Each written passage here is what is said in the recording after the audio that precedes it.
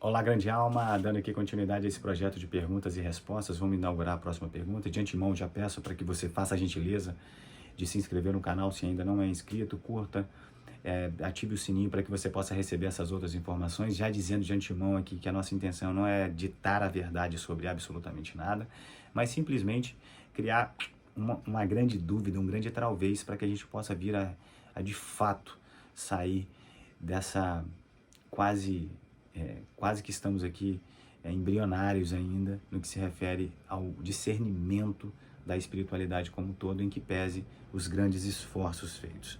Então vamos lá, a próxima pergunta é o seguinte: se a morte não é um fim da vida, e se a morte na verdade é uma etapa para as próximas reencarnações, ou o retorno à verdadeira vida, que é o plano espiritual, o que a gente pode dizer então do intenso pesar, da intensa lamentação daqueles que ficam aqui, né? De nós, quando perdemos um ente querido?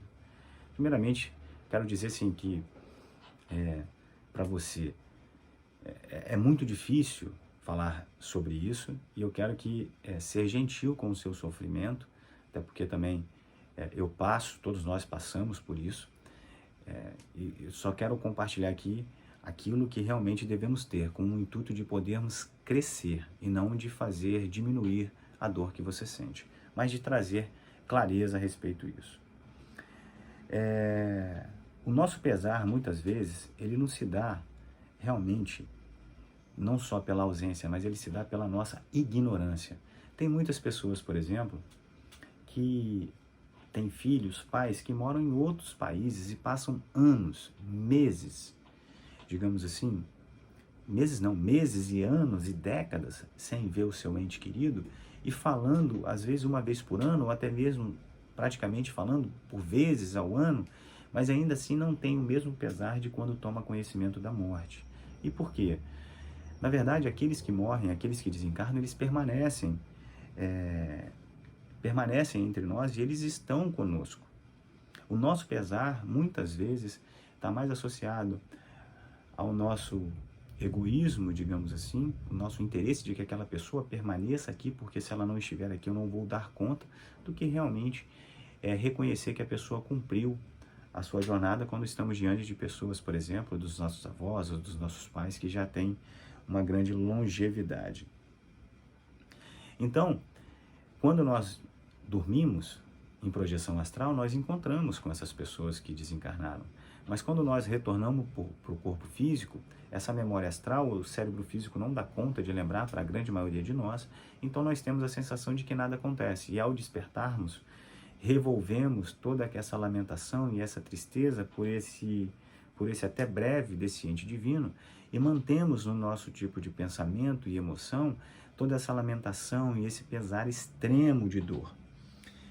O que acontece é que, para aquele que foi e que perdeu, ou seja, já não perdeu no sentido, já não está mais com essa interface biológica, esse pesar, essas vibrações que nós emanamos, chegam até ele, só que de uma forma centuplicada, e causa muito desconforto e pressão sobre a pessoa, porque toda vez que essas vibrações, você imagina, essas vibrações vão chegando no seu entorno, e é como um som triste de lamentação que você não consegue desligar, e você tenta focar em assuntos elevados, focar em assuntos espirituais, e não dá, porque está toda hora ali batendo a sua porta, o choro, a lamentação, o grande pesar, a tristeza daquele que ficou. Não é à toa que, em que pese as reservas sobre tal ponto, mas que nós assistimos em algumas casas espíritas, casas espíritas sérias, em que quando nós assistimos psicografias, como nós temos aí de Chico Xavier, de centenas de casas espíritas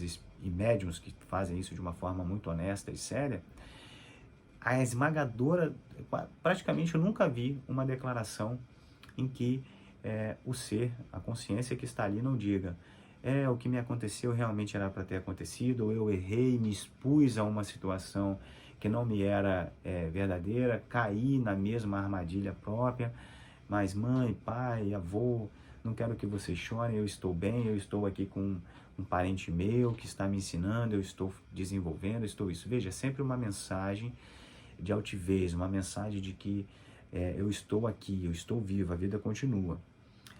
O que acontece é que a manutenção desse pesar descontrolado para quem está, para nós, né, que na verdade seriam nós ignorantes que estamos aqui encarnados e partindo do princípio que não temos mais essa pessoa, ainda que seja bem intencionado, tá? Ainda que isso seja, eu creio, eu tenho certeza que isso é bem intencionado, coloca grandes obstáculos para o ser que desencarnou, justamente por aquilo, né?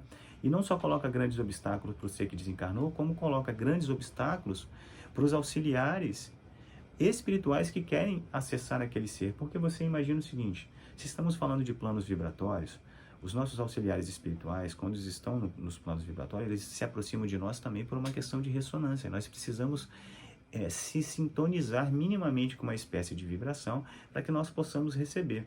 Se nós estamos ali sofrendo tamanho, digamos assim, descontrole, pesar, estamos ali ouvindo um som muito alto.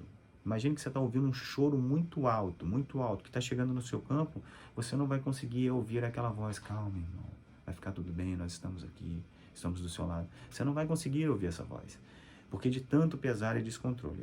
Então, esse pesar descontrolado daqueles que ficam, ainda que bem intencionado, prejudica não só o ser que está em desenvolvimento, mas também, digamos assim, as boas intenções dos auxiliares astrais que buscam dar um conforto àquele ser ainda no seu desenvolvimento, explicando como que funcionam as condições do mundo astral, explicando que precisam manter a atitude mental de pensamentos de assuntos espirituais para que ele possa acessar novas frequências e assim superar aquelas dificuldades, de uma forma a animar e confortar aquela alma que está tão perdida. Então é importante nós termos esse discernimento. E eu não estou dizendo aqui que a gente não deve, digamos assim, a gente não está aqui, eu não estou dizendo que a gente deve, ou aconselhando o esquecimento da pessoa. Óbvio que não. Isso seria mais doloroso ou tão sofrido quanto nós esquecermos da pessoa. Mas nós devemos ter uma recordação, digamos assim, como que eu posso dizer? Uma recordação de forma benéfica, uma recordação que não a prejudique, uma recordação onde a gente vai substituir a nossa tristeza egoísta e inútil por bons votos, por sinceros votos, por amorosos votos de luz e paz eterna, onde a pessoa possa dar continuidade aos seus ensinamentos, sabendo que essa distância é simplesmente um até breve. Então é isso, grande alma. Vamos para a próxima perguntas e respostas de vida após morte. Tchau, tchau.